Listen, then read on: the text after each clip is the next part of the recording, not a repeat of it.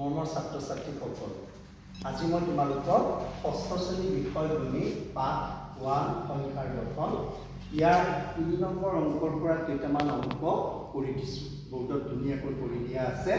ইয়াৰ আগতে তোমালোকক মই 2 নম্বৰ প্ৰশ্নলৈকে কৰি দিছোঁ।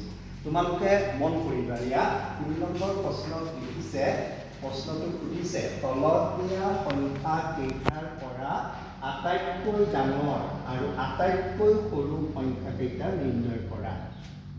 বি 3 ডি 2853 8691 9999 13001 এইটো আমি 13001 বুলিও ক'ব পাৰোঁ।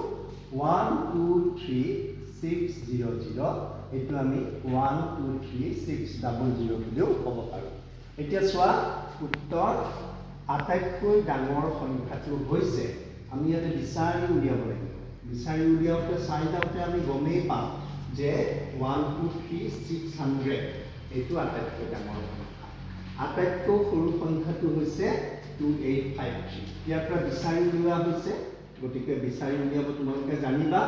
এইবাৰ 4 নম্বৰ প্ৰশ্নটোলৈ আহিছোঁ। 4 নম্বৰ প্ৰশ্নটোত লিখিছে যে 7835 অংক কেইটাৰে লিখিব পৰা আটাইতকৈ ডাঙৰ আৰু সৰু সংখ্যাটো লিখা। প্ৰশ্নটো তোমালোকে বুজিব চেষ্টা কৰিবা। কোনোবাই কিন্তু ভাবিবা যে 7835 অংক কেইটা বুলি প্ৰশ্নটো দিলে সংখ্যা কেইটা বুলি নিদিলে।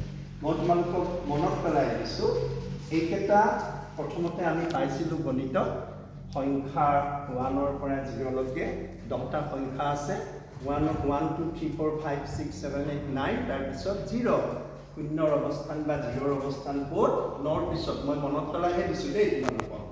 এইকেইটা প্ৰথমতে আমি চিহ্ন বুলি কওঁ, তাৰপিছত সংকেত, আৰু 1ৰ পৰা 0লৈকে এই 10টাই হৈছে অংক বা গণিত বা মেথমেটিক্স। সেইকাৰণে তোমালোকৰ প্ৰশ্নটো ইয়াত সংখ্যা বুলি নিদি অংক বুলি দিছে। মই আকৌ প্ৰশ্নটো পঢ়ি দিছোঁ যে 7835 অংক কেইটাৰে লিখিব পৰা আটাইতকৈ ডাঙৰ আৰু সৰু সংখ্যাটো লিখা। উত্তৰ 7835ৰে লিখিব পৰা আটাইতকৈ ডাঙৰ সংখ্যাটো হ'ল, আমি ইয়াতে চালে গম পাম যে 8টো আছে ডাঙৰ, গতিকে 8ৰে আৰম্ভ কৰিলে ডাঙৰ হ'ব। তাৰপিছত কোনটো সংখ্যা দিলে ডাঙৰ হ'ব আমি গম পাইছোঁ যে 7 দিলে হ'ব, তাৰপিছত 5 দিলে হ'ব, তাৰপিছত 3 দিলে হ'ব।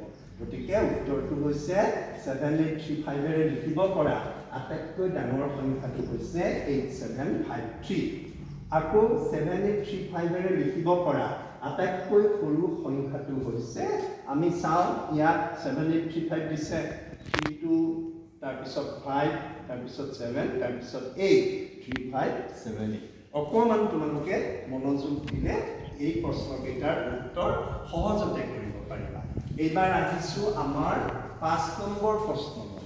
5 নম্বৰ প্ৰশ্নত আছে যে 285ৰে কোনো এটা অংক এবাৰতকৈ বেছি ব্যৱহাৰ কৰি 4 অংক বিশিষ্ট আটাইতকৈ ডাঙৰ আৰু আটাইতকৈ সৰু সংখ্যাটো লিখা। প্ৰশ্নটো অকণমান মন কৰিবা। ইয়াত আমাক 3টা অংক দিছে, সংখ্যা দিছে। আমি এটা সংখ্যা দুবাৰ ব্যৱহাৰ কৰিব লাগিব। এতিয়া চোৱা, উত্তৰ ধৰা হ'ল 8। এই অংকটো দুবাৰ ব্যৱহাৰ কৰা হ'ল। ব্যৱহাৰ কৰাৰ ফলত আমি কি পালোঁ, এতেকে আটাইতকৈ ডাঙৰ সংখ্যাটো হ'ব 8852। দুবাৰ ব্যৱহাৰ কৰিছোঁ। আকৌ এই সংখ্যাটোৱে আমি আকৌ দুবাৰ ব্যৱহাৰ কৰি আটাইতকৈ সৰু সংখ্যাটো বিচাৰি উলিয়াব লাগিব। উত্তৰত লিখিছোঁ, এতেকে আটাইতকৈ সৰু সংখ্যাটো আমি 2ৰ পৰা আৰম্ভ কৰিব লাগিব। সৰুটো উলিয়াবলৈ 2588, অৰ্থাৎ 2588। তোমালোকে নিশ্চয় বুজি পাইছা। 6 নম্বৰ প্ৰশ্নত আছে 3705ৰে কোনো এটা অংক এবাৰতকৈ বেছি ব্যৱহাৰ কৰি 5টা অংক বিশিষ্ট আটাইতকৈ ডাঙৰ আৰু আটাইতকৈ সৰু সংখ্যাটো লিখা। আমাৰ 5 নম্বৰ প্ৰশ্নৰ নিচিনাই 6টো। ইয়াত 4টা অংকৰে আছিল আমাৰ লিখাটো, আটাইতকৈ ডাঙৰ আৰু আটাইতকৈ সৰু সংখ্যাটো। ইয়াত 5টা অংকৰে লিখিব লাগিব। ইয়াত 4টা অংকৰে লিখোঁতে এটা অংক দুবাৰ ব্যৱহাৰ কৰিব দিছিলে, আৰু ইয়াত আমি 4টা অংক দিছে, এটা অংক দুবাৰ ব্যৱহাৰ কৰিব দিছে।